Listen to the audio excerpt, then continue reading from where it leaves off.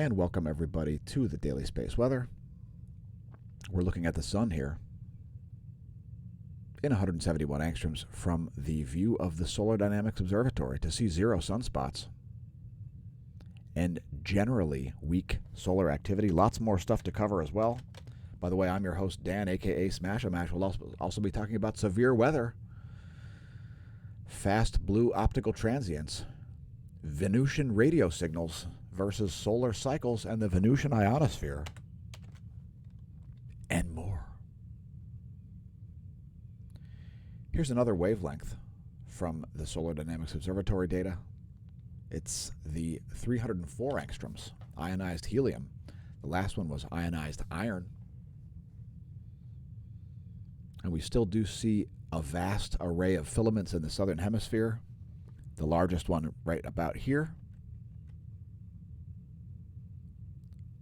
Likelihood for coronal mass ejections continues. We did see some activity not really worth covering yet. We'll be keeping an eye on it. Next, here's a diagram of the solar system. There's where things will be in a 1 week. New moon approaching in 7 days. Here's a star chart. And you may see the moon in between Saturn and Jupiter if you're up before dawn and you've got clear skies, which we don't right now in eastern Pennsylvania, but in any case. There's the ecliptic also, the yellow line, the sun's path across the sky. The 10.7 centimeter radio flux, the radio output from the upper chromosphere and lower corona at 72 solar flux units. Here's the 1-year chart of that from solon.info. The black line is the radio flux. The red line is the sunspot number, which you can see has dipped all the way down to a heapin' helpin' of 0. No geomagnetic storms or unrest forecasted by NOAA in the next 3 days. This is the Space Weather Enthusiasts dashboard, by the way. And let's do earthquakes, and we've revamped our earthquake section. We're going to be continuing to make some changes to our earthquakes coverage.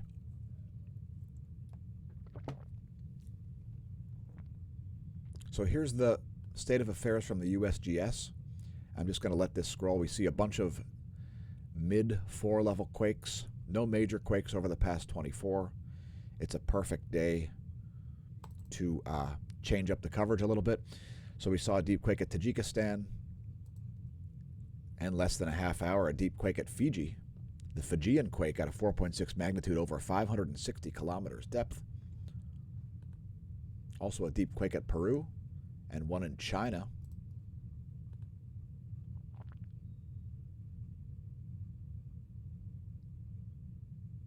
Also a deep quake at Peru at a 4.6 magnitude. Let's take a look at volcanodiscovery.com rather. Volcanodiscovery.com. They've got earthquake monitors. If you click on the earthquakes link up top when you're on the Volcanoes Today page, you'll find this page. So this is a great one. I like this graphical analysis here. Global seismic activity going all the way back into February here. And you can see it's been quite a while since we saw a 7+ magnitude quake here. We're well overdue for a 7 magnitude earthquake.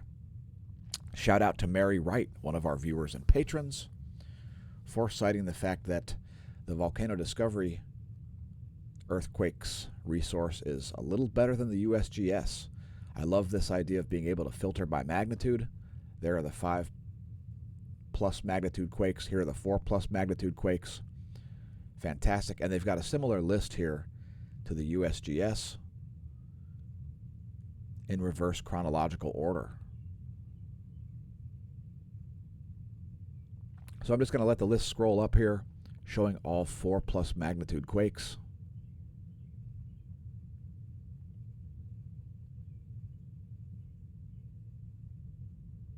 And leave us a comment if you felt an earthquake in the past 24 hours. And we'll be tweaking the coverage of this over the next days and weeks. Next, checking what volcanoes have been erupting. Sakura-jima's on the list, producing a 7,000-foot plume of volcanic ash. Suminose-jima, 5,000-foot ash plume there. Samaru in East Java, 12,000-foot ash plume as it explodes. 7,000-foot ash plume over Ducono. Popocatépetl exploding in central Mexico. 20,000-foot plume of ash there. Revenador exploding. Flight level 140. It's a 14,000-foot ash plume. Sabancaya is exploding. 25,000-foot ash plume over Sabancaya. And Nevados de Chilean in central Chile, also exploding, producing a 12,000-foot ash plume. A perfect opportunity to remind our viewers to not pole vault the caldera. And since people are stupid, we invite you to check out our Red Bubble Shop. You can link to it at smAshomash.com. More on that later. We saw one minor B-class solar flare here over the past 24. Peak flux was around 8:50 Universal Time. As I did show prep today, there was a small solar flare. Cheers. And if you've got comments for the sun directly, leave them in our comments. Perhaps we'll read them on a later video. Let us know if you think the sun is conscious. The GOES proton flux over the past 4 days shows no spikes. We show it daily to show how low the levels of solar activity are. And remember, folks, you don't need a solar flare to see a coronal mass ejection. And the GOES magnetometer is looking pretty flat here over the past 24 hours. Pretty low highs and high lows, as the Earth has now snapped into a South Pole-oriented current sheet. Here's a visualization of that. It's the Gong 2 data, part of the National Sunspot Observatory, the top view ecliptic plane field plot. And you can see Earth snapping into the South Pole current sheet there. No potential field surface source line shown from Earth, an indication it's probably already snapped across into the red-colored South Pole-oriented current sheet. No surprise there. We talked about it yesterday. The line of sight coronal ecliptic plane field plot also is a visualization of the same data. It shows you the heliospheric current sheet in all its three-dimensional glory from a line of sight perspective. And here's a line of sight coronal hole plot. I would note the sun's B field finally being pulled down here to the south a little bit. As the solar polar field cycle takes its good old time, I believe there is a lot of pressure, especially building up in the northern hemisphere, as we've seen a relative lack of sunspots in the northern hemisphere throughout cycle 25 so far. The line of sight coronal hole plot not showing significant coronal holes except at the solar polar regions. And here's another visualization of detected coronal holes. It's part of the Integrated Space Weather Analysis Center. It's right on the first page if you want to look at it yourself. It's right on page 1 on the solar tab. ASSA, detected coronal holes. KP index, a measurement of global geomagnetism, is only at 1. And no real surprise there, as the coronal hole wind stream has been weak. And let's take a look at some more data here. How about the real-time solar wind? So not a significant coronal hole wind stream whatsoever here. Pretty weak, having reached only a peak of barely 500 kilometers per second. A couple little spikes over 500 there, as this coronal hole wind stream has already subsided. Current conditions are 406 kilometers per second for the solar wind speed. Solar wind density 6 protons per cubic centimeter.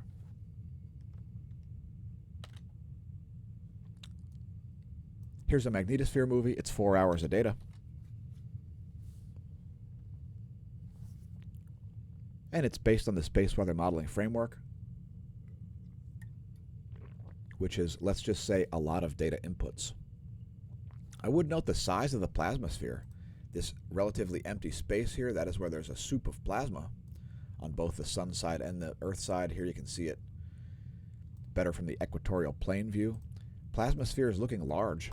There's a lot of space in between the outer Van Allen belt and the surface of planet Earth. An expanded plasmasphere region. And you can see it getting filled with plasma there, sort of at the end. Next, looking at ground magnetic perturbations. Geospace delta B changes to the Earth's B field. We showed you the sun's B field. Now we're showing you detections of the Earth's B field at the ground level. We show this 4 hours of data daily as well. Due to the ongoing polar excursion, we'll let this play through as it's annoyingly refreshed.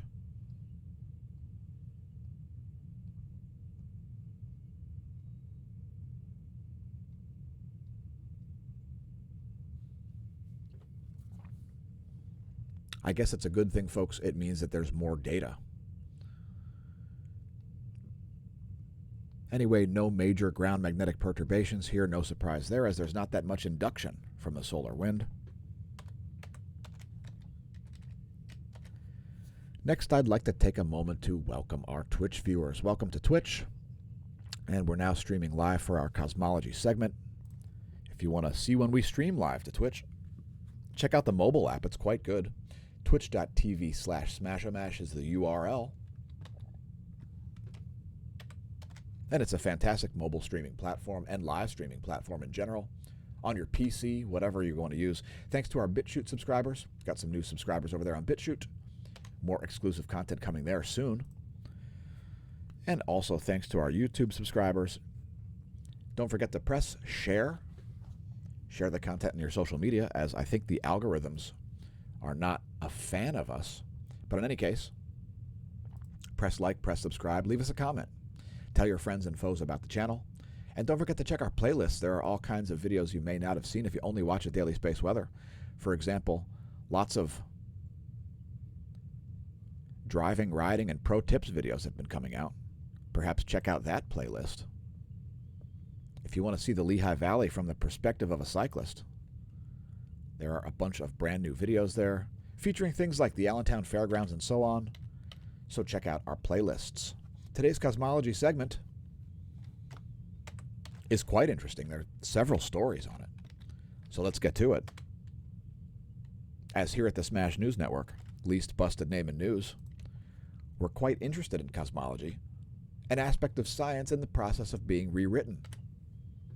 First, let's talk about fast blue optical transients. Now, this artist's rendition here, this is not a photo, folks. This is an artist's rendition. And what you're seeing here is one of the explanations for how these fast blue optical transients occur. For example, a rotating star is going to emit light, perhaps through an irregular disk of gas and dust. And when it does so, sometimes perhaps it finds an empty space where it's able to produce a fast transient burst of optical blue light. Ultimately, it's not really understood how it works, but one of the explanations is a patchy environment. So this phys.org article in the Astronomy and Space section is about these fast blue optical transients, and we talk about many different kinds of transients on the channel, whether it's gamma ray bursters, fast radio bursts, coming from outside or inside the Milky Way. Also, X-ray transients are something we regularly talk about. Anyway, the origin of fast blue optical transients is still under debate. Here's a quote. And by the way, we're talking about an object called AT2018 Cow. AT2018 Cow is the object that we're talking about here. And that is an image of it there. Again, fast blue optical transients as detected from AT2018 Cow. Cheers. And check out the astronomy photo of the day. The astronomy picture of the day, apod.nasa.com. apod.nasa.com. It's actually 3 different images, folks.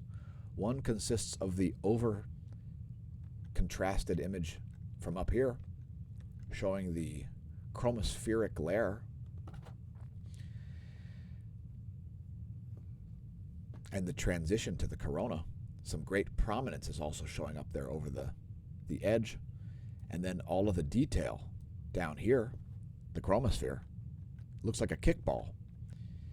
And the most important thing is this International Space Station image as it transited the sun. They even caught imagery of the Crew Dragon there. You can see it's in its docking position. The astronomy picture of the day, you can look at it yourself at apod.nasa.gov. And shout out to Mehmet Ergun for taking this photo. Well done, Mehmet Ergun. Anyway, it's not a sunspot or anything like that. It's the International Space Station, transiting the closest star. Now, I'd like to know what you, our viewer, think of LIGO. What do you think of LIGO, the Laser Interferometry Gravitational Observatory? I've got some opinions on LIGO, and I'm not going to express them in today's cosmology segment. However, there are issues with the detection of, quote, gravitational waves, end quote. And what this article is about the fact that co-rotating neutron stars ought to be emitting a constant hum of gravitational waves. And if we're detecting gravitational waves, how come we can't pick up that hum? Well, let's read a quote. We took an educated guess at a specific location where continuous gravitational waves might be, based in part on what we already know about pulsars. They're like neutron stars, but send out radio waves instead of continuous gravitational waves. We hypothesized that there would be continuous gravitational waves detected near pulsar radio waves, just like guessing that your missing keys will probably be close to your handbag or wallet. Using observational data, the team spent a lot of time, 6,000 hours, listening carefully for that faint hum, and guess what? They didn't find it. Our search was significantly more sensitive than any previous search for this location, says Vete. Unfortunately, we didn't hear anything, so our guess was wrong. This time it's back to the drawing board for now, but we'll keep listening for gravitational waves. And yeah, 6,000 hours essentially wasted looking for gravitational waves and not finding any. Today's random number, between 1 and 1031, will coincide with an object at the Neil Gorell Swift-Bat X-ray Observatory, the Burst Alert Telescope, a monitor of transient X-rays. Today's number is 999, which will bring us way toward the end of the list here. And number 999 is AL-LAC, which is an RS catastrophic variable, N variable. I have no idea what that means. We'll have to do further research on this one. AR-LAC. Here are the X-ray transients from it. And we saw some pretty dense bursts here over the past week and a half. Series of dense bursts there.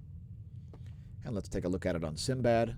This catastrophic variable, certainly a star. And there it is on SIMBAD. Let's go to Aladdin Light and look at it in some more wavelengths. While we're here, how about on the 2MASS? There it is in infrared light.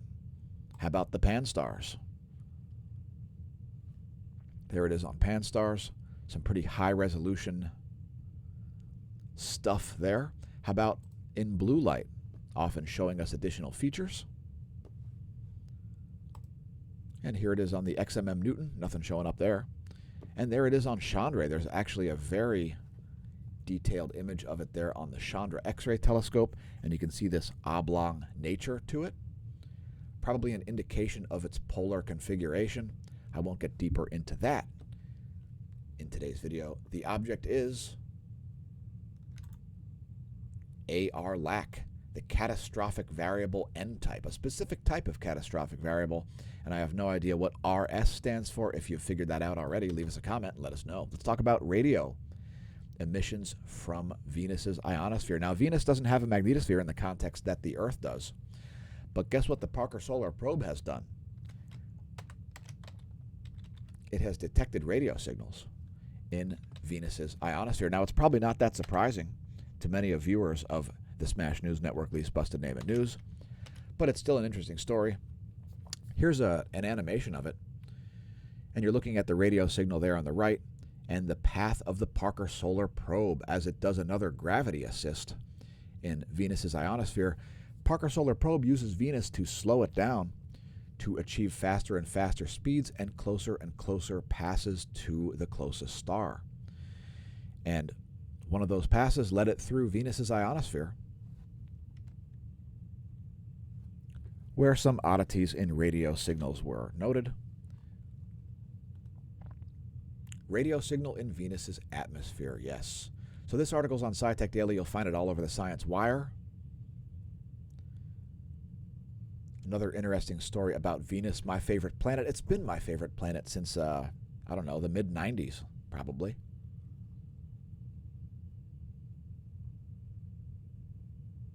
So another bit of sort of unexpected data there coming from the Parker Solar Probe as Venus enthusiasts use the Parker data to gain a little bit more of an understanding of the behavior of Venus's ionosphere.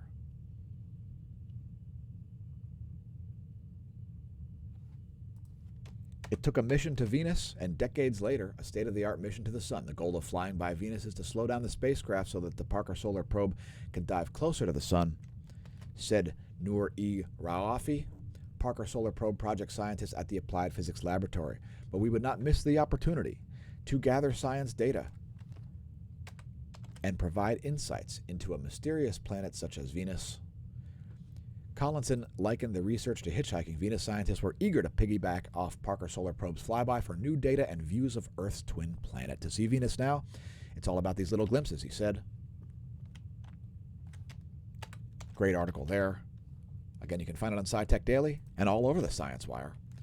Lastly, I would invite our viewers to head to smAsho.com. One of the links you can find there is to the smAsho forum.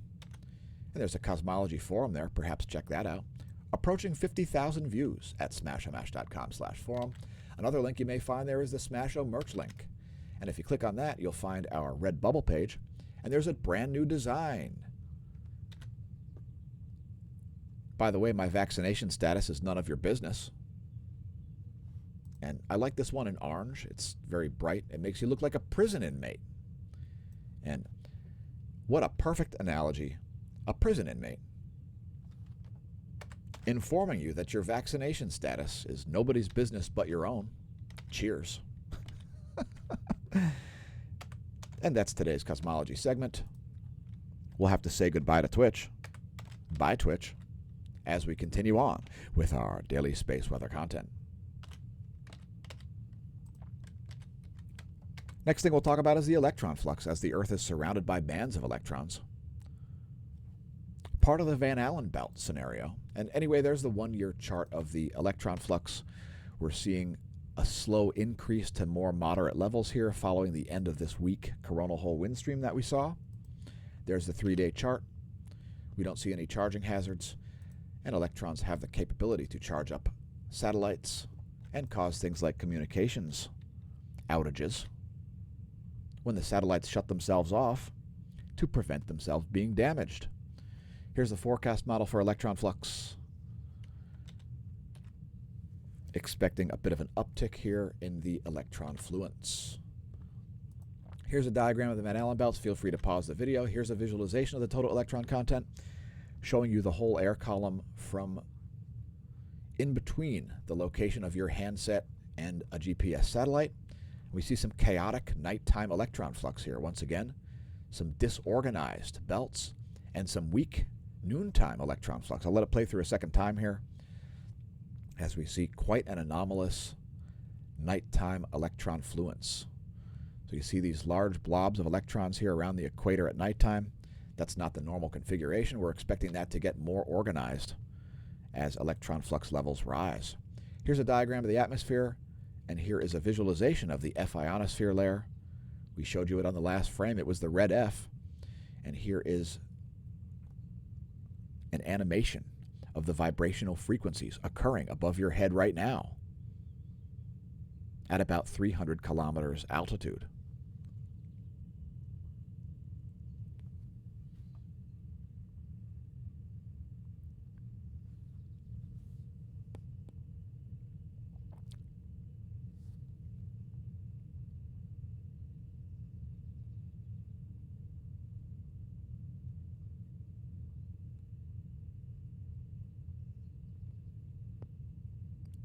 And like the electron flux, the ionosphere looking a little anomalous here. Very narrow bands of high vibrational frequency around the equator, eventually spreading out. Perhaps an indication that plasma is being infused into the plasmasphere. I'm not sure, but we're looking at it in depth. Behind the scenes, there's a lot of stuff going on behind the scenes at smAsho that we don't divulge in the videos. Anyway, there's the latest image at 9:45 Universal Time.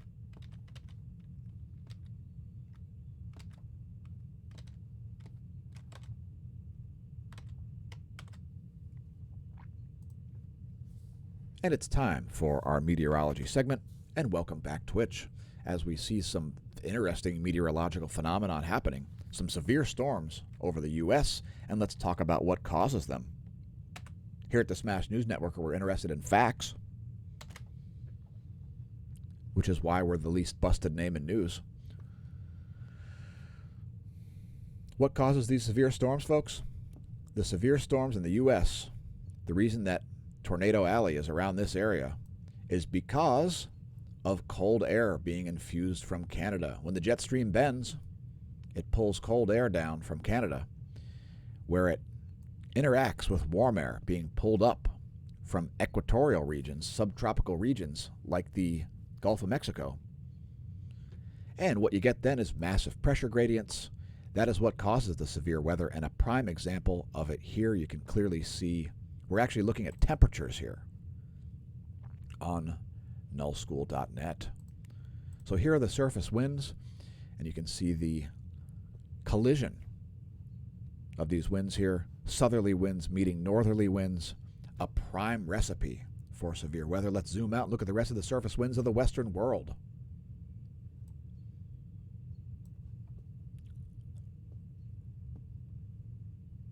Powerful cyclonic system here in the North Atlantic. Once again, here are the jet streams of the west.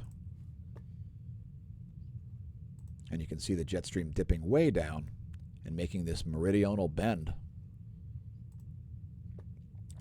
Over the central U.S., that is the cause of the U.S.'s severe storms. Also some powerful rotations here in the southern hemisphere and some extreme bends in the jet stream down there as well. Here are the jet streams of the eastern world. There you go.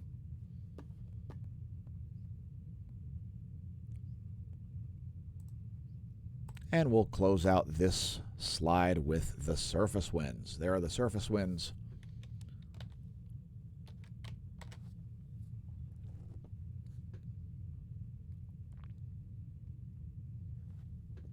of the east. Some strong ones off the coast of Kamchatka as well. The northern Pacific and northern Atlantic both seeing cyclonic systems. Next, looking at lightningmaps.org. It's where I go for my real-time lightning maps. And give that a minute to refresh, as there are some active cells, I believe. And we are streaming live to Twitch right now, folks. Let me just press refresh, as it looks like it's not showing current data here. And just give it a minute. It's probably well worth it. We apologize for the delay. There we go. Hey, Kentucky. Hey, Louisville. You might be in the crosshairs. Hey, Bowling Green. Look at the active lightning. Absolutely shocking amounts of lightning there. Lots of thunder being created in Kentucky, mainly Kentucky, mostly north of the Kentucky-Tennessee border there. And here's the NASA GOES lightning mapper, and you can see how dense this lightning is. It's continuing on here. You can expect these systems to move into Indiana, Ohio, West Virginia, Pennsylvania, Virginia throughout the day today. Absolutely crazy amount of lightning there, as pressure gradients attempt to equalize the pressure of the atmosphere. Speaking of pressure, here's where pressure cells are now, and you can see this massive pressure gradient, this high pressure coming down like this, and then this low pressure being sandwiched in between this other high pressure right here. So there's a high, there's a powerful low. Here's a series of weak lows. And this is actually high pressure, relatively speaking, as well. And we'll zoom out to the global view. Here's the global view, and here is where the Euro forecast has pressure at 12 noon Eastern Daylight Time tomorrow. And we show that daily. It's a bit of a forecast. Continuing on with more meteorological stuff, check out the U.S. Doppler radar map. It is yowzers. Oklahoma, Arkansas, Missouri, Kentucky, some Tennessee there, the eastern part of the state, getting some very concentrated thunderstorms here as a result of massive pressure gradients and temperature gradients. That cold air being injected by the jet stream from Canada. Here's what's going on in the cloud layer, and this massive region of moisture is the sort of the location of the low. Really a series of lows. And here's the water vapor map. That should give you insight into the movement of those systems. And let's actually zoom in. We're going to zoom in here on the Arkansas-Tennessee border. Just give me a minute to get those loaded. Should give you a very good insight into the behavior of these systems. It's going to move in a fairly predictable fashion here, it looks like, folks.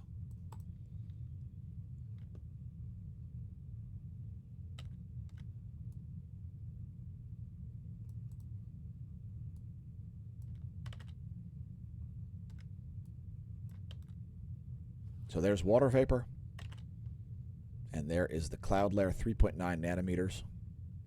It's all part of the NASA GOES Interactive Weather Satellite Suite. And we'll actually zoom in here on the radar as well.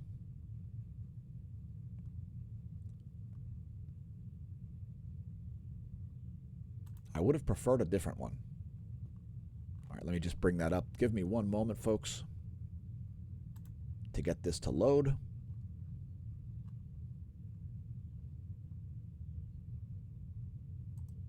There we go. That's going to be a better view. And keep in mind, folks, the most severe weather in the northern hemisphere occurs at the northwest corner of these systems. So if you see a severe thunderstorm headed your way, I highly recommend checking out lightningmaps.org. It'll show you where the lightning is striking, and that's where you definitely don't want to be outside. Lightning bad enough to even cancel bike races. One of the only things that cancels a bicycle race is a severe thunderstorm. And that's today's cosmology segment. Bye-bye, Twitch.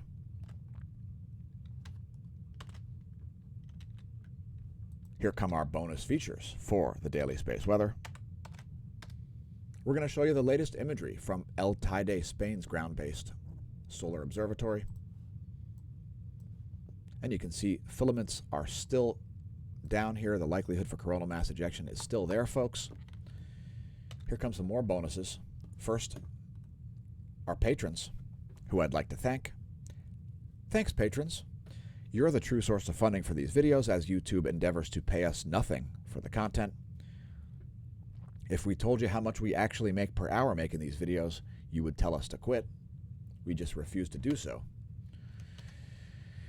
Here's the latest imagery in colorized magnetogram and solar intensitygram to show you 0 sunspots. Let's press refresh. And again, give it a minute to download there, folks. And you can see no umbrae associated with that active region. No sunspots. Here's a close-up of that area in 171 angstroms. And we'll close things out on the southwesterly limb. Here's the southeasterly limb and a great Earth scale. Thanks for tuning in. In any case, folks, remember, stare at the sun. Use the proper instruments, like our channel, if you'd like to understand the physics, perhaps.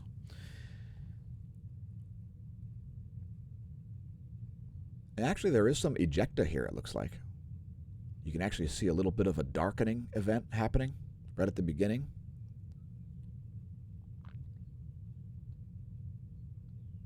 Anyway, great view of those active setting sunspots, sunspot 2819, 2818, 2820, and 2821. We are out. May that solar wind be at your back.